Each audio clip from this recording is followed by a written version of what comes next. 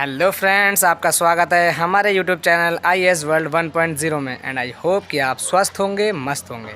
जैसा कि आप सभी को पता है, प्लम्बिंग वर्क से रिलेटेड वीडियोस हम आपके सामने पेश करते हैं। इसी प्रकार से आज हम एक और नई वीडियो आपके सामने लेकर आए हैं। आज हम आपको बताएंगे हज़ार लीटर के 2 टैंक आपस में कैसे कनेक्ट किए जाते हैं। दोनों का कनेक्शन अलग अलग है, दोनों का आउटलेट अलग है, इनलेट अलग है। तो चलिए देरी ना करते हुए वीडियो करते हैं स्टार्ट।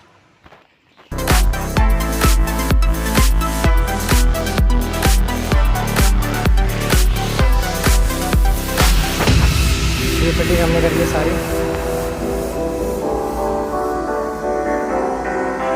इस फिटिंग को हम अभी आपको इस फिटिंग की पूरी वीडियो दिखाएंगे किस प्रकार से हमने फिटिंग करी।